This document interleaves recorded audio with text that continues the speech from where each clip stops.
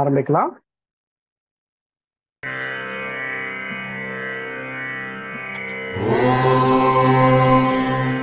நமோ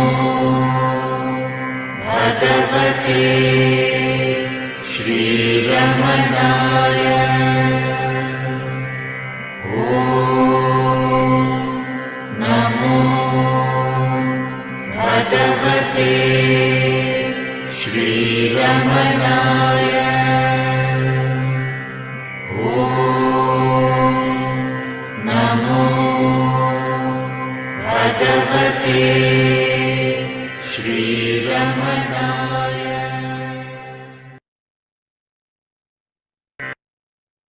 okay, இப்போ appreciation time. இந்த வாரமும் நிறைய பேர் ரெஸ்பாண்ட் பண்ணியிருக்கீங்க, ரொம்ப சந்தோஷமா இருக்கு. இது உங்களுக்கும் ரொம்ப யூஸ்ஃபுல்லா இருக்கும். முதல்ல பூர்பிஷா ஸ்லோகா ரிசைட் பண்ணி காமிச்சாங்க. அதுக்கப்புறம் பொருளுக்கு வந்து நாழி உப்பு நாழி உப்புக்கெல்லாம் வந்து பாட்டில்ல தண்ணி உப்பெல்லாம் வச்சு சயின்ஸ் எக்ஸ்பெரிமெண்ட் மாதிரி ரொம்ப விளக்கமா சொன்னாங்க. So let us clap. அப்புறம் Netra for reciting the shloka. அதே மாதிரி மித்ரா ரெண்டு பேருமே ரொம்ப அழகா சொன்னாங்க.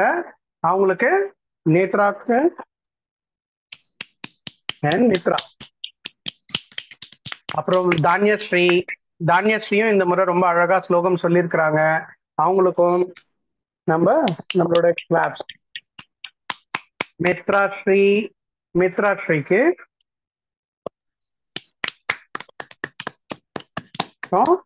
ஷாம்லா நாச்சியார், ஹரிஸ்ரீ. ஆனா இந்த முறையும் வந்து ஏகா தவிர வேற யாரும் வந்து இது வரைக்கும் அந்த கிராட்டிடியூட் எக்ஸ்பீரியன்ஸோட எக்ஸ்பீரியன்ஸ் ஷேர் பண்ணிக்கல. அடுத்த முறை பண்ணுவீங்கன்னு நினைக்கிறேன். எல்லாரும் ட்ரை பண்ணணும். சரியா? நம்ம இப்ப ப்ரோக்ராம் கொடுப்போம். இப்போ நம்மளுடைய ஸ்டாண்டர்ட் அஜெண்டா தான். பாரத் டைம் பார்க்க போறோம், அப்புறம் ஸ்டோரி டைம் பார்க்க போறோம், அப்புறம் கேம் டைம், அப்புறம் ஸ்லோகா டைம். சரியா? இப்போ பாரத் டைம். நம்ம பாரத் டைம்குள்ள போறதுக்கு ஓகே, வேர்ல்ட்ஸ் ஓல்டஸ்ட் யூனிவர்சிட்டி தெரியுமா? யாரு யாரும் மியூட் பண்ணாம இருக்கீங்க? ஷாம்லாஜி மியூட் பண்ணிக்கோங்கம்மா. ஓகே, நம்ம இன்னைக்கு வேர்ல்ட்ஸ் ஓல்டஸ்ட் யூனிவர்சிட்டி பத்தி பார்க்க போறோம். எந்த கண்ட்ரில இருக்குன்னு தெரியுமா யாருக்காவது? India Bharat. India Bharat. University பேரு நலந்தா. Yes, correct. யார் சொன்னது? Purbisha. Very good, very good.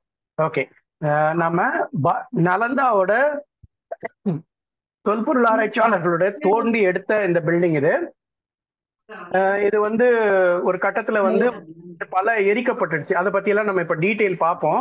மிச்சம் இருக்கிற பில்டிங் இது எவ்வளவு பெருசு இருக்கு அப்படின்றத காமிக்கிறதுக்காக இந்த போட்டோ வச்சிருக்கேன். இங்க எல்லாம் சின்ன சின்னதா மனிதர்கள் நடந்து போறாங்க, தெரியுதா? இங்க தெரியுதா? நான் மவுஸ் பாயிண்டர்ல காமிக்கிற இடத்துல மனிதர்கள் சின்ன சின்னதா நடந்து போறாங்க, தெரியுதா? ஓகே, இந்த நாலந்தா யூனிவர்சிட்டி பல ஏக்கர் சைஸ்ல இருந்திருக்கு. நாம வந்து என்ன சொல்றோம், இப்போ வந்து வெள்ளக்காரர்கள் தான் வந்து ஸ்கூல் எல்லாம் கட்டினாங்க, அதுக்கு முன்னாடி நம்ம வெறும் குருகுலங்கள் மட்டும்தான் வச்சிருந்தோம் அப்படின்னு சொல்லிட்டு இருக்கோம். ஆனா அந்த காலத்திலேயே நம்ம வந்து ஒரு பெரிய யூனிவர்சிட்டியே கட்டி நடத்திருக்கோம். எப்போன்னா பொது ஊழி 415 455 குப்தர்கள் அரசரான முதலாம் குமாரகுப்தன் கட்டியிருக்காரு. பொது ஊழின்னா பொது ஆண்டுதான். ஊழி அப்படின்னா வந்து யுகம்னு அர்த்தம். ஸோ சில பேர் பொது ஊழின்னு எழுதுறாங்க. அது நம்ம தெரிஞ்சுக்கிறதுக்காக பொது ஊழினே போட்டிருக்கேன். பொது ஊழி பொது ஆண்டு ஒண்ணுதான். ஸோ 415 455 அந்த காலத்துல இது பண்ணிருக்காங்க. அதாவது கிட்டத்தட்ட ஒரு 1600 வருஷத்துக்கு முன்னாடி, 1600 இயர்ஸ்க்கு முன்னாடி இந்த பல்கலைக்கழகம் நம்ம கட்டியிருக்காங்க. நான் இப்ப கூகுள் பண்ணி நிறைய பார்த்தேன். ஓல்டஸ்ட் யூனிவர்சிட்டி, டாப் 10 ஓல்டு யூனிவர்சிட்டிஸ்லாம் எல்லாமே வந்து ஒரு 1000 வருஷத்துக்கு கம்மியா இருக்கிற இதுங்கெல்லாம் லிஸ்ட் பண்ணியிருக்காங்க. நம்மளுடைய நாலந்தா இல்ல, ஏன்னா அது வந்து இப்போ ஃபங்க்ஷனலா இல்லை அப்படின்றதுக்காக விட்டுட்டாங்க. ஆனா இது வந்து அந்த அந்த வேர்ல்டு ஓல்டஸ்ட் யூனிவர்சிட்டின்னு எல்லாம் சொல்றதுக்கெல்லாம் இருக்கிற யூனிவர்சிட்டியை விட 600 வருஷம் 600 இயர்ஸ் முன்னாடியே வந்து கட்டியிருக்காங்க. அதுவும் வந்து எப்படி இருந்திருக்குன்னா, அந்த யூனிவர்சிட்டியில 10,000 பேர் படிச்சிருக்காங்க. டீச்சர்ஸ் மட்டுமே 1500 பேர் இருந்திருக்கிறாங்க. அது மட்டும் இல்ல, இங்க வந்து வேதம், தர்க்கம், இலக்கணம். யாருமா பேசிட்டு இருக்கீங்க? யாரோ நீங்க மியூட் பண்ணலன்னா மியூட் பண்ணிக்கோங்க. இங்க வந்து வேதங்கள், தர்க்கம், இலக்கணம், வானியல், மருத்துவம், சாங்கியம் எல்லாம் சொல்லி கொடுத்துருக்காங்க. சாங்கியம் உங்களுக்கு தெரியுமான்னு தெரியல. சாங்கியம் வந்து இந்து மதத்தோட 6 தத்துவ தரிசனங்கள்ல ஒரு முக்கியமான தரிசனம் அது. பொதுவா வந்து நாலந்தா வந்து பௌத்த பல்கலைக்கழகம்னு சொன்னாலும் அங்க வந்து ஆரம்பிச்சவங்க வந்து ஹிந்துக்கள் தான். நம்மளுடைய குப்த சாம்ராஜ்யம், அதாவது குப்த பேரரசர்கள் தான் ஆரம்பிச்சிருக்கிறாங்க. அங்க வந்து வேதங்களும் சொல்லி கொடுக்கப்பட்டிருக்கு. பொதுவா சமஸ்கிருதத்துல தான் கிளாஸ் நடத்தி இருக்கிறாங்க. காஞ்சிபுரத்துல இருந்தெல்லாம் ஆசிரியர்கள் போயிருக்கிறாங்க. அங்க வந்து ஒரு பெரிய லைப்ரரி இருந்திருக்கு. அந்த லைப்ரரிக்கு 3 பில்டிங் இருந்ததாம். 3 பில்டிங்குமே வந்து 9 மாடி கட்டடங்களா இருந்ததாம். அந்த 9 மாடி கட்டடங்கள் 3 பில்டிங்கு. அதுல வந்து 90 லட்சம் கையெழுத்து பிரதிகள். 90 லட்சம்னா எத்தனை ஓலைச்சுவடிகள், எவ்வளவு பெரிய கட்டுக்கட்டா எப்படி அடுக்கி வச்சிருந்திருப்பாங்க. நீங்களே கொஞ்சம் கற்பனை பண்ணி பாருங்க. 90 லட்சம்னா தெரியுமா? இல்ல தமிழ் இங்கிலீஷ் மீடியம் மட்டும்தான் படிக்கிறீங்களா? 90 லட்சம்னா தெரியுமா? 90 lakhs. 90 lakhs. Lake. Okay, lake தெரியுமான்றதுக்காக தான் கேட்டேன். ஏன்னா நார்மலா இப்ப மில்லியன்ஸ்ல சொல்லிட்டு இருக்காங்க. 9 மில்லியன்ஸ் அப்படின்னு சொல்லணுமா அப்படின்னு பார்த்தேன். ஓகே, நல்லது. யுவான் சுவாங் கேள்விப்பட்டிருக்கீங்களா? சைனால இருந்து ஒரு புகழ்பெற்ற துறவி, புத்த துறவி இங்க இந்தியாவுக்கு வந்தாரு புத்த மதத்தை கற்றுக்கிறதுக்காகவும் புத்த இதை பத்தி ஆராய்ச்சி பண்றதுக்காக வந்தாரு. அவர் இந்த நாலந்தால பல வருஷம் தங்கி இருந்து படிச்சிருக்கிறாரு. அவர் வந்து படிச்சது மட்டும் இல்லாம இங்க இருக்கிற லைப்ரரியில இருந்து 657 புத்தகங்களை கொண்டு போயிருக்கிறாரு. அவருடைய அந்த புஸ்தகங்கள்ல வந்து பல புஸ்தகங்களை அவர் மொழிபெயர்த்திருக்கிறாரு. அது மட்டும் இல்லாம யுவான் சுவாங்கோட அந்த பயண குறிப்பு, அதே மாதிரி அவருடைய சுயசரிதை, இதுல எல்லாம் வந்து நாலந்தா யூனிவர்சிட்டியை பத்தி நிறைய எழுதியிருக்கிறாரு அவரு. இதுல இந்த 9 மாடி கட்டிடம்னு சொன்னேன் இல்லையா, திபெத்தில இருந்த ஒரு புத்த அறிஞர் வந்து தாரா நாரான்றவர் என்ன சொல்றாருன்னா, அந்த லைப்ரரியை வந்து மேகங்களிடையே மிதக்கும் 9 மாடி கட்டிடம் அப்படின்னே குறிப்பிட்டிருக்கிறார் அவருடைய இதுல. அவ்வளவு பெரிய யூனிவர்சிட்டி இருந்திருக்கு. இது வந்து அது மட்டும் இல்லாம இந்த யூனிவர்சிட்டி ஏதோ ஒரு குப்த ராஜா ஆரம்பிச்சாரு, 400ல ஆரம்பிச்சாரு, ஒரு 100 வருஷம் ஓடிச்சு நின்று போச்சுன்ற மாதிரி இல்லை. 400ல ஆரம்பிச்சது 600 வருடங்கள் கிட்ட வரைக்கும் இயங்கிட்டு இருக்கு. 6 செஞ்சுரிஸ் மேல இயங்கிட்டு இருந்திருக்கு அந்த பல்கலைக்கழகம். அந்த யூனிவர்சிட்டி என்ன ஆச்சு அப்படின்னா, தில்லி சுல்தானுடைய படைத்தலைவர் பக்தியார் கில்ஜி, முகமது பக்தியார் கில்ஜி அப்படின்னு ஒரு படைத்தலைவர் என்ன பண்ணாருன்னா, அவங்களுடைய படை வீரர்கள் மூலியமா அவங்களுக்கு இந்த பௌத்தம் ரொம்ப பரவுறது பிடிக்கல. தத்துவ ரீதியான மதங்கள் எதுலையுமே அவங்களுக்கு கொஞ்சம் உடன்பாடு கிடையாது. அதனால அவங்க வந்து இந்த நாலந்தா மேல படையெடுத்து கொள்ளையடிச்சிட்டு இதை எரிச்சிட்டாங்க. அதனாலதான் இப்போ அந்த நாலந்தா யூனிவர்சிட்டி ஃபங்க்ஷனலா இல்லாம போயிடுது. 1197 வந்து அதை எரிச்சிட்டாங்க. இது வந்து இப்போ வந்து நாலந்தா பல்கலைக்கழகம் வந்து யுனெஸ்கோ அமைப்போட பாரம்பரிய களங்களில் ஒன்றாக, அதாவது கல்ச்சுரல் ஹெரிட்டேஜ் சென்டர்ஸ் அப்படின்னு சொல்லுவாங்க. நம்ம இந்த அசோகர் தூண், அந்த தூபி எல்லாம் பார்க்கும்போது கூட இதை பார்த்தோம். இந்த மாதிரி இது வந்து யுனெஸ்கோவோட கல்ச்சுரல் ஹெரிட்டேஜ் சைட்டா இருக்கு அப்படின்னு சொல்லிட்டு. இப்போ அதுக்கு இந்த இந்த இது வந்து எங்க இருக்கு அப்படின்னு சொன்னா, பீகார்ல இருக்கிற பாட்னால இருந்து ஒரு 55 கிலோமீட்டருக்கு பக்கத்துல இருக்கு. அது பக்கத்துல நாலந்தானே இப்போ ஒரு ரயில்வே ஸ்டேஷன் தொடங்கிட்டாங்க. அது இல்லைன்னா இதுக்கு கொஞ்சம் முன்னாடி வந்து பக்தியூர் ரயில்வே ஸ்டேஷன்ல தான் இறங்கணும். அதாவது யார் அந்த நாலந்தா யூனிவர்சிட்டிய யார் அந்த நாலந்தா யூனிவர்சிட்டியை வந்து எரிச்சாங்களோ அவர் பேர்லயே ஒரு ரயில்வே ஸ்டேஷன் இருந்தது. இப்போ வந்து அதுல இருந்து கொஞ்சம் தள்ளி பக்கத்திலேயே நாலந்தா யூனிவர்சிட்டி வந்துடுச்சு. இன்னமும் கூட இந்த நாலந்தா யூனிவர்சிட்டிக்கு பக்கத்துல பக்தியார்பூர் அப்படின்னு சொல்லி ஒரு பெரிய டவுனே இருக்கு. அது எரிச்ச ஒரு பேர்லயே நம்ம இன்னும் வச்சிருக்கிறோம். அது பேர் மாற்றப்படணும் அப்படின்னு பல பேர் கோரிக்கை வச்சிருக்கிறாங்க. அது மாற்றப்படும்னு நம்புறோம். அதுக்கப்புறம் இப்போ இந்த 2014ஆம் ஆண்டுல திரும்பவும் இதே மாதிரி ஒரு யூனிவர்சிட்டியை ஆரம்பிக்கணும்னா அதுக்கு பக்கத்திலேயே வந்து 26 ஏக்கர்ல நாலந்தா யூனிவர்சிட்டி அப்படின்னு ஒரு யூனிவர்சிட்டி ஸ்டார்ட் பண்ணி இப்போ வந்து 2014 இருந்து அந்த யூனிவர்சிட்டி திரும்பவும் வேலை செஞ்சிட்டு இருக்கு. ரொம்ப பெருமைக்குரிய விஷயம் தானே இந்தியாவுக்கு. அவ்வளோ 1000 வருஷத்துக்கு முன்னாடி, 1600 வருஷத்துக்கு முன்னாடி நிறைய நாடுகள்ல மக்கள் வந்து காட்டு மிராண்டி அலைஞ்சப்போ நம்ம பெரிய யூனிவர்சிட்டி வச்சு 9 மாடி கட்டடத்துல லைப்ரரி வச்சு 90 லட்சம் புஸ்தகங்கள் வச்சிருந்தோம். 1500 டீச்சர்ஸ் இருந்தாங்க. 10,000 ஸ்டூடெண்ட்ஸ் படிச்சாங்க. அதுவும் நிறைய பேர் வந்து வெளிநாட்டுல இருந்து வந்திருக்கிறாங்க. குறிப்பா புத்த மதம் பற்றி படிக்க விரும்பிய ஆப்கானியர்கள், சைனாக்காரங்க, ஜாப்பனீஸ் எல்லாம் வந்து படிச்சிருக்காங்க அங்க.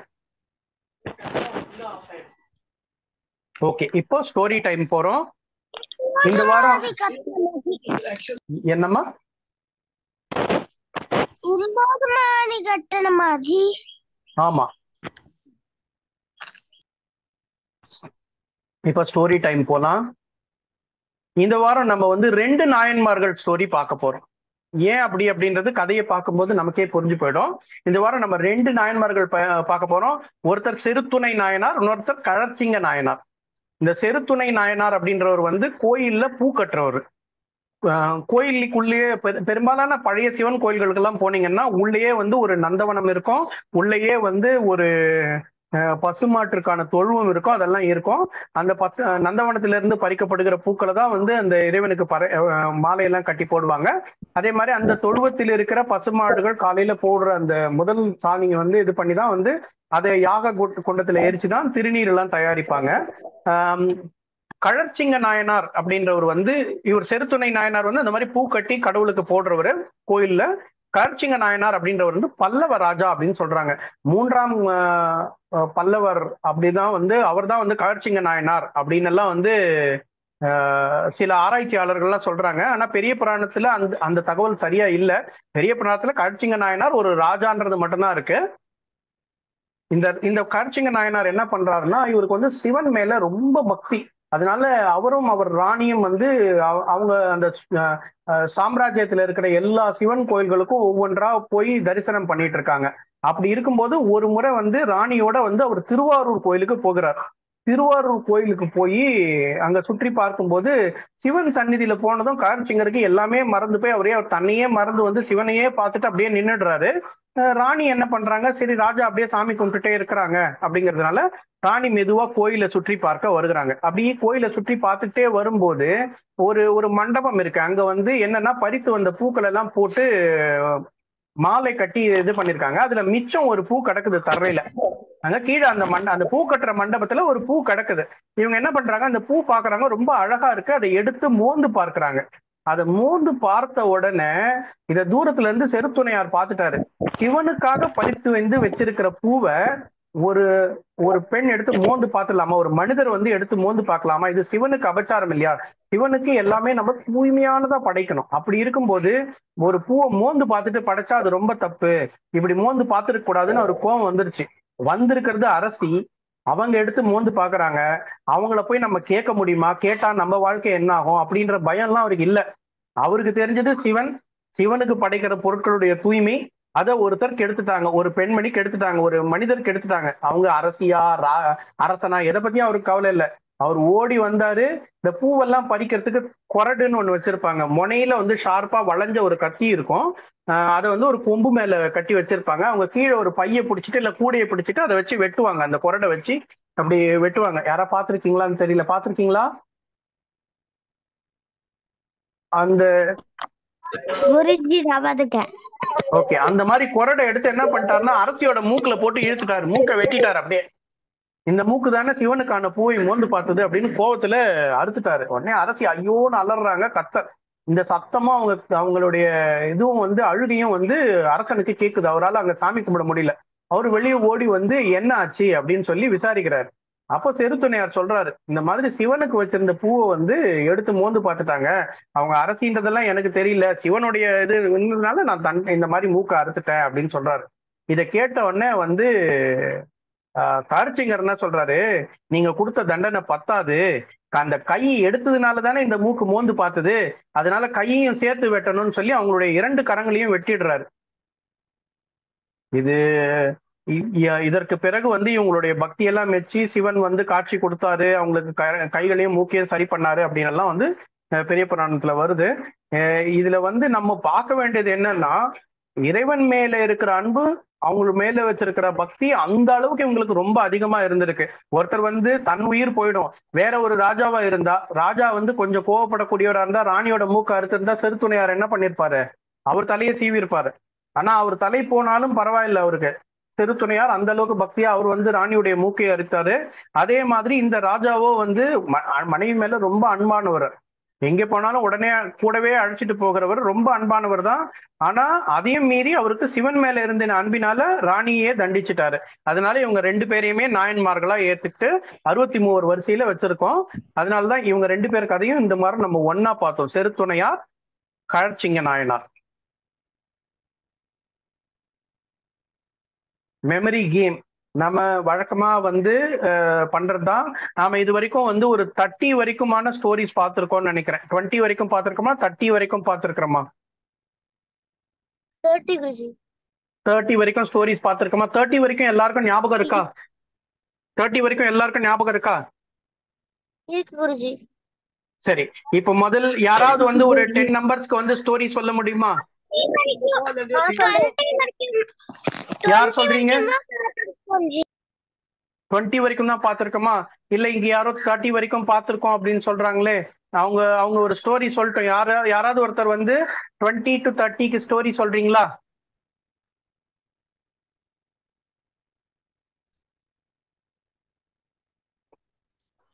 இப்ப கூட ஸ்டோரி ஃபார்ம் பண்ணிக்கலாம். சொல்றீங்களா? ஓ சொல்லுங்க, யார் சொல்றீங்க?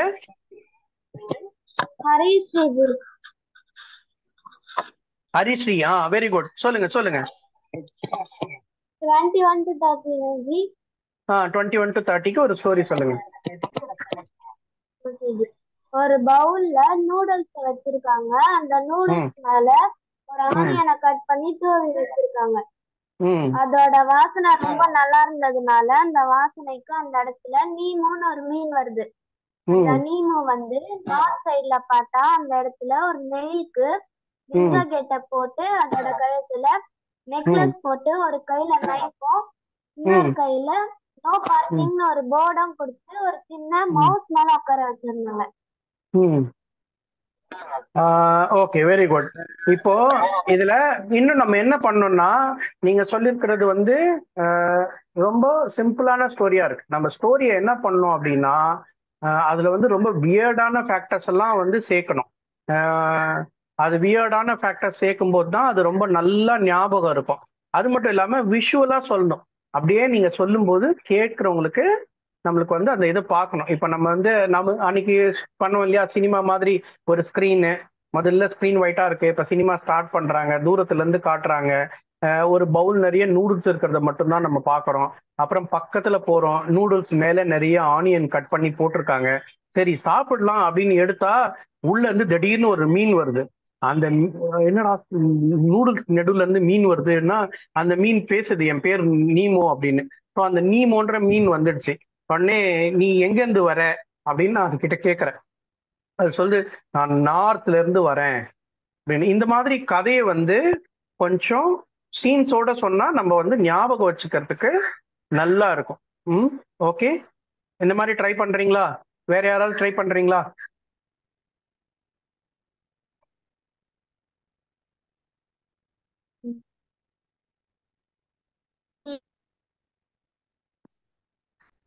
யாரும் ட்ரை பண்ணலையா? சரி, ஒண்ணு பண்ணலாம் நம்ம. நாம இந்த தடவை வந்து 20 to 30 இல்லைன்னா 30 to 40 யாராவது ஒரு ஸ்டோரி ஃபார்ம் பண்ணி நல்ல ஸ்டோரியாட்டம் சொல்லணும். வரிசையா ஆப்ஜெக்ட்ஸ் ஆட்டம் சொல்லாம அதுல வந்து ஒரு ஈவெண்ட் எல்லாம் இருக்கணும். எப்படி வந்து நாம போய் கையில பவுல எடுக்கிறோம், அதுக்குள்ள இருந்து திடீர்னு ஒரு மீன் வருது, அது என் பேர் நீமோன்னு சொல்லுது, எங்க இருந்து வரேன்னு கேட்டா நார்த்ல இருந்து வரேன்னு சொல்லுது. அந்த மாதிரி ஒரு ஸ்டோரி மாதிரி சொன்னா நல்லா ஞாபகம் வச்சுக்க உதவியா இருக்கும். ஸோ நம்ம வந்து இந்த 20 to 30, 30 to 40 ஸ்டோரி ஃபார்ம் பண்ணலாமா? இதுக்கு அப்புறமா வீடியோ ஷேர் பண்றீங்களா குரூப்ல? Okay, super. அது எவ்வளோ வியர்டா. இப்போ வந்து நூடுல்ஸ் வந்து என்ன, ஒரு அதுக்கு ஒரு கலர் கொடுக்கலாம். நூடுல்ஸ் வந்து ரெட் கலர்ல இருந்தது. ஸோ நமக்கு வந்து இன்னும் கொஞ்சம் நல்லா பார்க்க அந்த காட்சி அப்படியே ஞாபகம் இருக்கும் நமக்கு. சரியா? நீமோ வந்து கோல்டு கலர்ல இருந்தது ஃபிஷ் என்ன சொல்லலாம். அந்த மாதிரி கலரு இது நம்ம சைஸ் அது மாதிரி எக்ஸாஜரேஷன்ஸ் இதெல்லாம் பண்ணும்போது இன்னும் நல்லா ஞாபகம் இருக்கும். ஸ்டோரி ஃபார்ம் பண்ணி 20 40 வரைக்கும் இருக்கிற நம்பர்ஸ்ல 10 நம்பர்ஸ்க்கு ஒரு ஸ்டோரி ஃபார்ம் பண்ணி சொல்லுங்க. பட் இது நம்ம 100 சீக்கிரமா முடிச்சாதான் 20 டிஜிட் ஞாபகம் வச்சுக்கிற எக்ஸசைஸ் நம்ம சீக்கிரமா போக முடியும். இது எல்லாருமே ஏற்கனவே பண்ணீங்க. 1-2 பேர் இன்னும் கூட நல்லா பண்ணுவீங்க. நிறைய பேர் இதை கொஞ்சம் மறந்துட்டீங்க. அதுக்காக நம்ம இதை ரிவைஸ் பண்ணிட்டு இருக்கோம். 100 நம்ம வந்து இன்னும் 1 or 2 வீக்ஸ்ல முடிச்சிடணும். முடிச்சாதான் நம்ம வந்து 20 டிஜிட் 30 டிஜிட் நம்பர்லாம் எப்படி ஞாபகம் வச்சுக்கிறதுன்றத பார்க்கலாம். சரியா?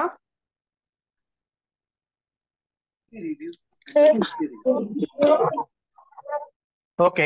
இது தவிர நம்ம இன்னும் வந்து ஆல்பாபெட்டிக்கல் நிமானிக்ஸ் எல்லாம் கூட பார்த்தோம். அதெல்லாம் யாருக்காவது ஞாபகம் இருக்கா? இருக்கு ஜி. யாரு யாரு சொன்னது? ஏகா.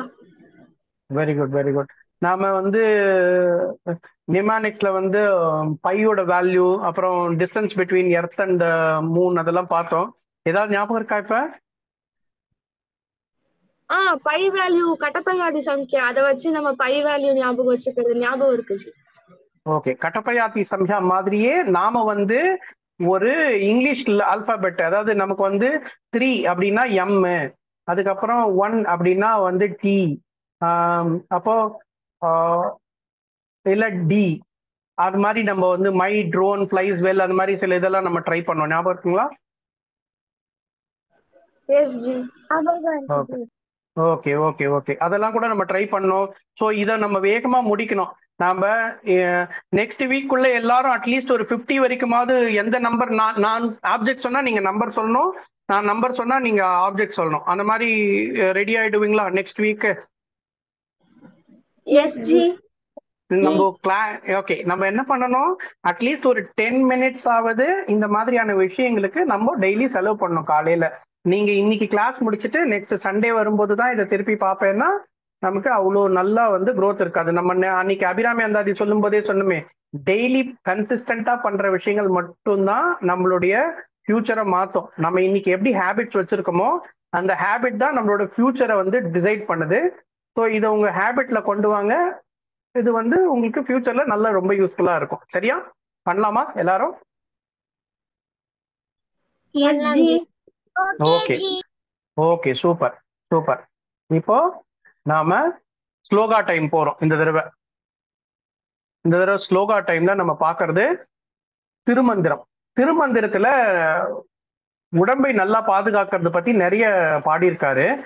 பொதுவா சித்தர்கள்ல சில பேர் என்ன பண்ணிருப்பாங்க, ஊற்றை சடலமடி உப்பிருந்த பாண்டமடின்னு எல்லாம் வந்து உடம்ப வந்து ரொம்ப கேவலமா எல்லாம் பேசியிருப்பாங்க. இந்த உடம்பு வந்து அழியக்கூடியது, நாற்றம் அடிக்கக்கூடியதுன்ற மாதிரி எல்லாம் பேசியிருப்பாங்க.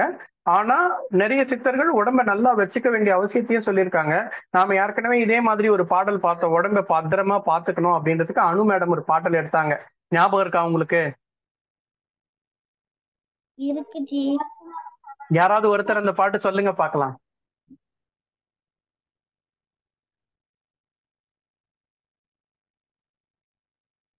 நந்தவனத்தில் ஒரு ஆண்டி. யாருக்காவது ஞாபகம் இருக்கா அந்த பாடல்?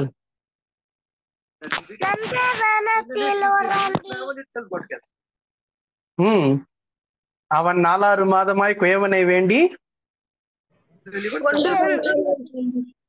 ஆமா, அதை கூத்தாடி கூத்தாடி போட்டுடை தாண்டி, அப்படி கூத்தாடி போட்டு உடைச்சிடக்கூடாது, அதை நல்லா பாத்துக்கணும் அப்படின்னு சொல்ற ஒரு பாடல் தான் இந்த தடவை திருமந்திரத்துல இருந்து எடுத்திருக்கோம். திருமூலர் என்ன சொல்றாருன்னா, உடம்பார் அழியின் உயிரால் அழிவர், இடம்பட ஞானம் சேரவும் மாட்டார். இதுல ஓகே, உடம்பால், அது உடம்பால் அழியின் உயிரால் அழிவர், அந்த இடத்துல இரு வந்திருக்கு. நான் காப்பி பேஸ்ட் பண்ணும்போது பார்க்கல. நான் இவ்வளோக்கும் தமிழ் யூனிவர்சிட்டி இதுல இருந்து பார்த்திருக்கேன், தமிழ்நாடு பாடப்புத்தகத்துல, ஆனா அதுலயே எழுத்துப்பிழை இருந்திருக்கு, நான் பார்க்கல, திருத்திக்கலாம். உடம்பால் அழியின் உயிரால் அழிவர், உடம்பால் அழியின் உயிரால் அழிவர், இடம்பட மெய்ஞானம் சேரவும் மாட்டார், உடம்பை வளர்க்கும் உபாயம் அறிந்தேன், உடம்பை வளர்த்தேன் உயிர் வளர்த்தேனே. இன்னொரு தடவை சொல்றேன், உடம்பால் அழியின் உயிரால் அழிவர், இடம்பட மெய்ஞானம் சேரவும் மாட்டார், உடம்பை வளர்க்கும் உபாயம் அறிந்தேன், உடம்பை வளர்த்தேன் உயிர் வளர்த்தேனே. ஒரு தடவை நம்ம எல்லாரும் சேர்ந்து சொல்லலாமா? நான் ஒவ்வொரு லைனா சொல்றேன், எல்லாரும் சொல்றீங்களா?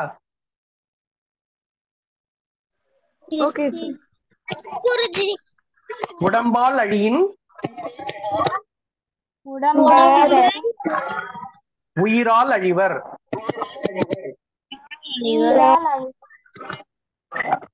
திடம்பட மெய்ஞானம் சேரவும் மாட்டார். சேரவும் மாட்டார். உடம்பை வளர்க்கும் உபாயம் அறிந்தேன். உடம்பை வளர்த்தேன்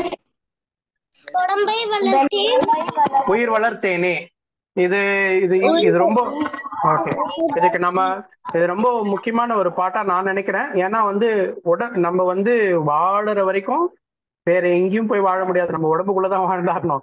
நாம வீடு பிடிக்கலன்னா மாட்டிடலாம், ஆனா உடம்பு பிடிக்கலன்னா ஒன்றும் பண்ண முடியாது. அது மட்டும் இல்லாம நம்ம ரொம்ப சந்தோஷமா நிறைய விஷயம் பண்ணோம்னா, இப்ப உங்களுக்கு என்ன சந்தோஷம் சொல்லுங்க?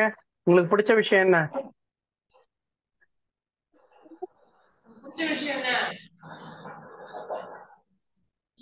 என்ன யாருக்கும் எதுவும் பிடிச்ச விஷயமே இல்லையா? எனக்கு நிறைய சாப்பிடுற விஷயங்கள் பிடிக்கும், விளையாடுறதுக்கு பிடிக்கும், ஊர் சுத்தி பாக்குறதுக்கு பிடிக்கும். உங்களுக்கு அந்த மாதிரி எதுவும் இல்லையா?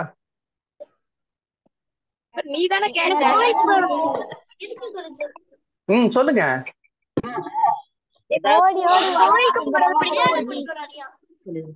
ஓடி ஓடி விளையாட பிடிக்கும்.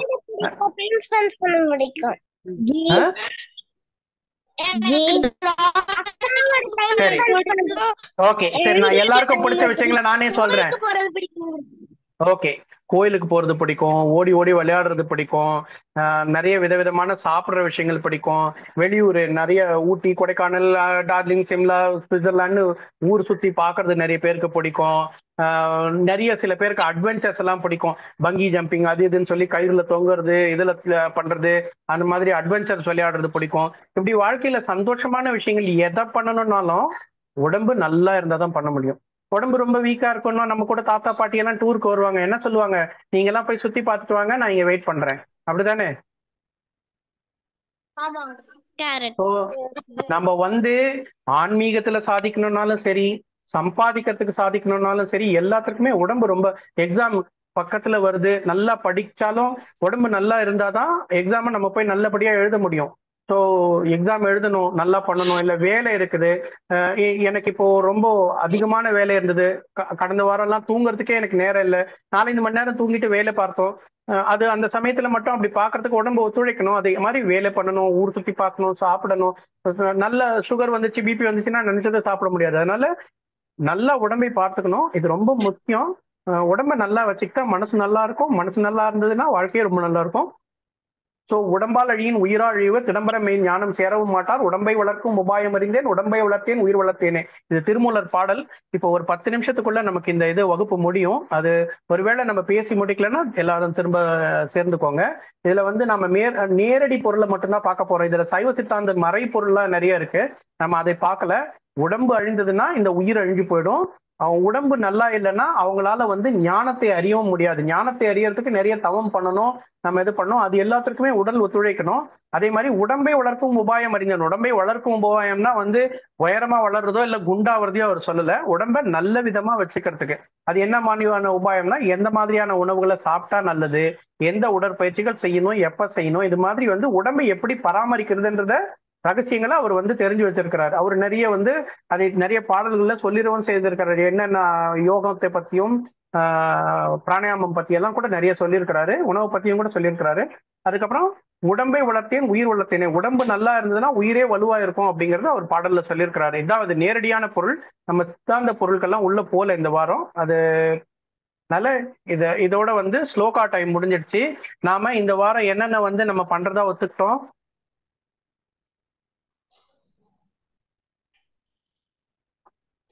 50 வரைக்கும். ஆமா, 50 வரைக்கும் ஸ்டோரிஸ். ஆமா, குறைஞ்சது 50 வரைக்குமாவது ஸ்டோரிஸ் ஃபார்ம் பண்ணோம்.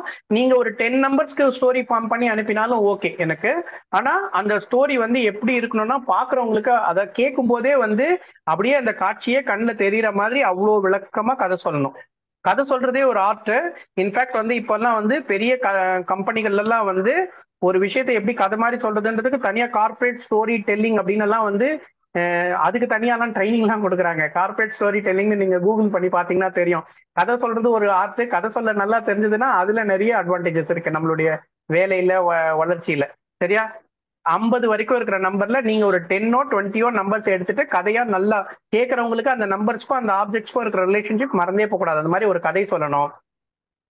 அப்புறம் இந்த ஸ்லோகா மனப்பாடமா சொல்லுங்க. அதுக்கப்புறம் நான் பல வாரமா சொல்லிட்டு இருக்கிறது கிராட்டிடியூட் பண்ணி பாருங்க, ரொம்ப சந்தோஷமா இருக்கும். அதுக்கப்புறம் நீங்களே வந்து விருப்பமா பண்ணுவீங்க. ஒரு நாள் பண்ணி பார்த்துட்டீங்கன்னா லைஃப் லாங் அதை விடவே மாட்டீங்க, எப்பவுமே பிடிச்சிக்கிட்டுவீங்க.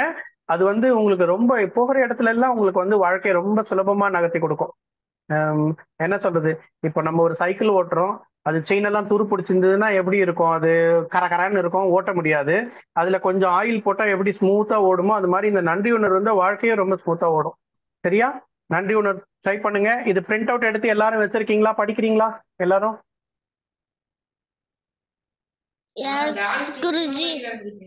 சரி சரி. இப்போ இப்போ நாம வந்து ஒரு நிமிஷம் மட்டும் வந்து ஒருத்தரா வந்து ஆரம்பிப்போமா. வர்ஷா, நீங்க ஏதாவது ஒரு விஷயத்துக்கு நன்றி சொல்லுங்க.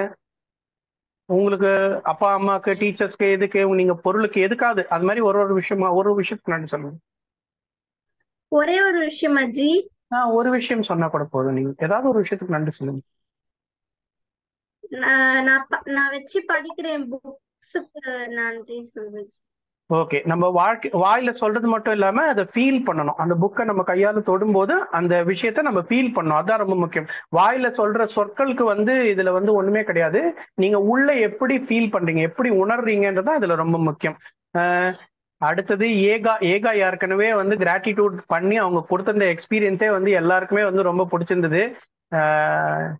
ஏகா, நீங்க ஏதாவது சொல்லணுமா அதை பத்தி?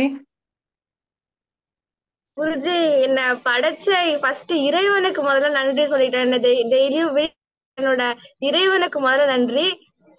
அதுக்கப்புறமா என்ன நல்லா பாதுகாத்து வளர்க்குற என்னோட பெற்றோர்களுக்கு நன்றி. அதுக்கப்புறமா என்ன கிளாஸ் எடுக்கிறீங்க உங்களுக்கு ரொம்ப நன்றி குருஜி. நன்றி நன்றி, ரொம்ப சந்தோஷம். சரி, இப்போ விஜி, நீங்க ஏதாவது சொல்லணுமா?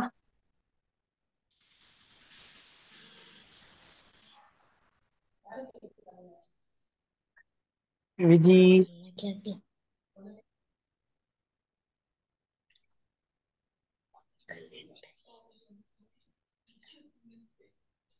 நம்ம சாப்பாடு தர இந்த உணவுக்கு ரொம்ப நன்றி.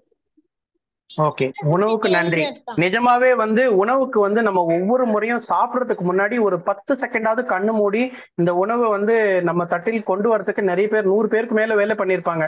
ஒரு இடத்துல வந்து விவசாயின்னா அவங்க நடுறதுல இருந்து அறுக்கிறதுல இருந்து நிறைய பேர் வேலை பண்ணியிருப்பாங்க. அதை வெட்டி மூட்டை கட்டி கொண்டு வரதுக்கு, அதை குடோன்ல வைக்கிறதுக்கு, திருப்பி கடையில கொண்டு வரதுக்கு, வீட்டுக்கு கொண்டு வரதுக்கு, அதுக்கப்புறம் வீட்டுல வந்து அதை நமக்கு சமைச்சு கொடுத்த அம்மா அப்படின்னு வந்து ஒரு 100 பேரோட உழைப்பால தான் அதுல இருக்கிற காய்கறி எல்லாம் வந்திருக்கும்.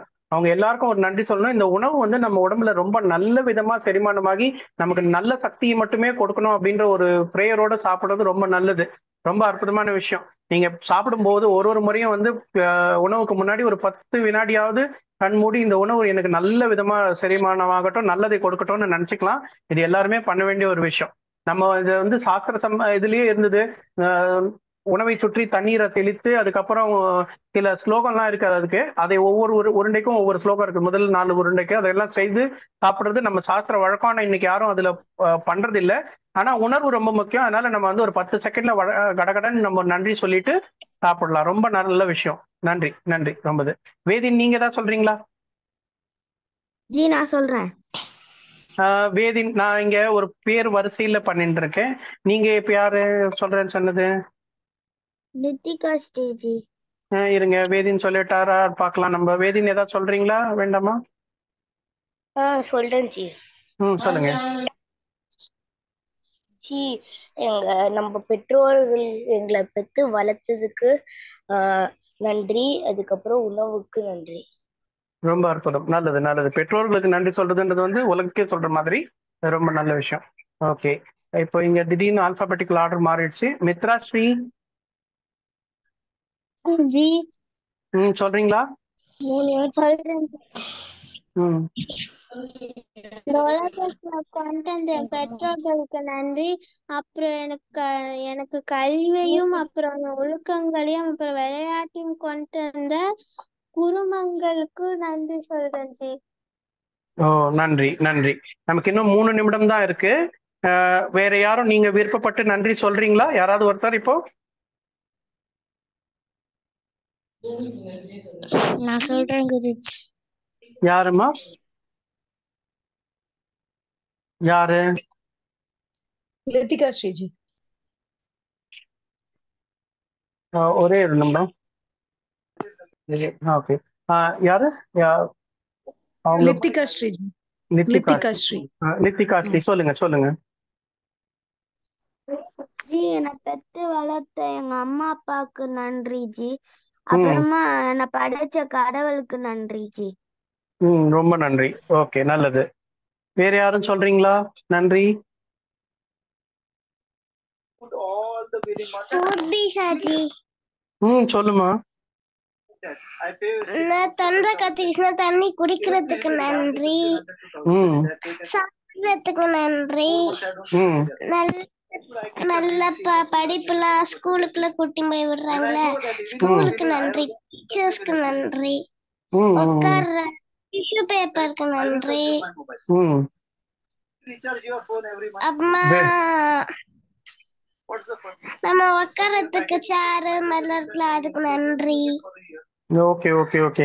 நிறைய வடிவேல் சொன்ன மாதிரி லிஸ்ட் பெருசா போயிட்டு இருக்கு. ஓகே, ரொம்ப பெருசா போகணும், நல்லதுதான்.